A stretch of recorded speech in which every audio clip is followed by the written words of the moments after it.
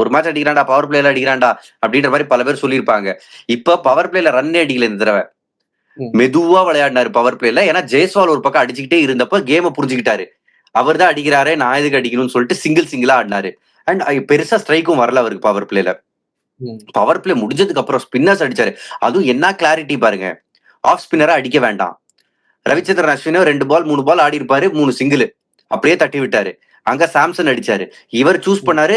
Match முடிஞ்சதுக்கு அப்புறம் பேசுறப்பே சொன்னார், 2 லெஃப்ட் ஆர்ம் ஸ்பின்னர்ஸ்க்காக நான் வெயிட் பண்ணேன். ஜடேஜாக்காக வெயிட் பண்றாரு, நூர் அகமதுக்காக வெயிட் பண்றாரு.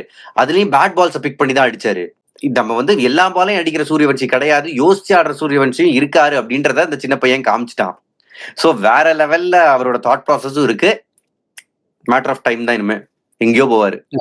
அண்ட் சாம்சன் ஆல்சோ ஒரு நல்ல இன்னிங்ஸ், நல்ல பார்ட்னர்ஷிப், 90+ ரன்ஸ் வந்துருந்துச்சு 2 பேருக்கு இடையிலையும். அப்புறம் நம்ம ஆகாஷ் மத்வால் அவர் தான் அங்க சிஎஸ்கேவோட அந்த வேகத்தை ஸ்டாப் பண்ணது அவர் தான் பேட்டிங்ல. ஸோ நல்லா பண்ணியிருந்தாரு இன்னைக்கு. ஸோ அவரை பத்தி ஒரு சீசனோட லாஸ்ட் மேட்ச்ல ஒரு நல்ல ஒரு ஸ்பெல்லு.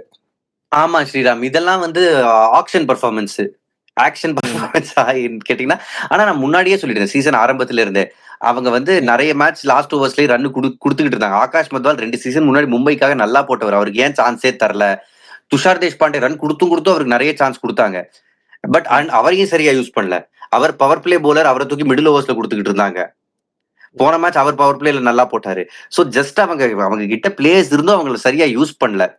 மத்வால் டெத்ல நல்ல போலர், நீங்க அந்த ரோல் கொடுத்தாங்க அவருக்கு. அண்ட் யாக்கர்ஸ் கரெக்டா விழுந்துச்சுட்டாங்க. ஒரு டிஃபிகல்ட் போலர், ஏன்னா பெருசா ஜம்ப் கிடையாது, ஸ்கிட் ஆகி வரும். அவர் 130 ஸ்பீடோமீட்டர் காட்டும், பட் பேட்ல மோதும். அதை விட இன்னும் ஃபாஸ்ட்னு அவர் ஆடுறவங்க ஃபீல் பண்ணுவாங்க.